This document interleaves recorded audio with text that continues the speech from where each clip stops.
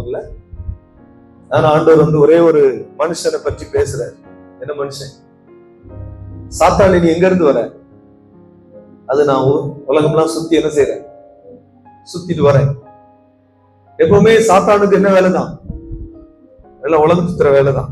யார் எப்படி யார் மேல எல்லாம் குற்றம் சாட்டலாம் இல்லையா? யாருக்கிட்ட வாய்ப்பு இருக்கு, யார கவுக்கலாம், இது அவனோட வேலை. அதுலதான் கவனமா இருப்பான். சுத்தி வருவான். அப்பப்போ நம்மளே விசிட் பண்ண வருவான். வேலி இல்லைன்னா காலி. அல்லேலூயா. வேலி இல்லைன்னா காலி தானே இல்லையா? காலிதான். அப்போ வேலி ரொம்ப ரொம்ப முக்கியம். அப்ப இங்க ஒரு மனுஷன் மேல ஆண்டவர் வேலி போட்டு வச்சிருக்கிறார். உலகத்தை சுத்திட்டு வர கேட்கிறாரு, என் தாசனாகிய யோபின் மேல் கவனம் வைத்தாய். ஆண்டவர் தாசனாலே அப்புறம் கவனம் வைக்காமலே இருப்பான். அப்படிதானா? ஆண்டவரோட பிள்ளைனாலே பிசாசுக்கு கொஞ்சம் கவனம் யார் மேல வரதான் செய்யும். ஆண்டவரோட பிள்ளைன்னா மேல கவனம் வரதான் செய்யும். கவனம் வைக்கிறான்.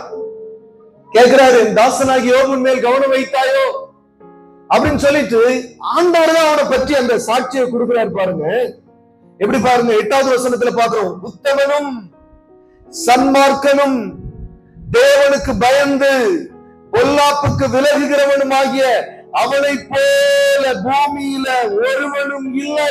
அல்லேலூயா. இன்னைக்கு நிறைய பேரை நம்ம பாக்குறோம், கொஞ்சம் செல்வம் வந்துச்சுன்னா ஆளே மாறிடுறோம். உத்தமம் போயிருது, உண்மை போயிருது, நீதி போயிருது, பரிசுத்தம் போயிருது, தெய்வ பயம், காசு வந்தா எல்லாம் போயிருது, கொஞ்சம் பணம் வந்துச்சுன்னா எல்லாமே போகுது.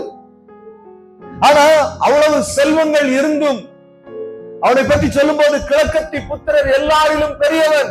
அவருடைய ஆஸ்தியை பற்றி வேதம் சொல்கிறது.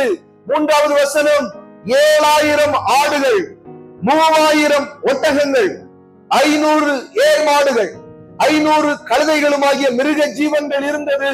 மந்தி திரளான பணிவிடைக்காரரும் இருந்தார்கள்.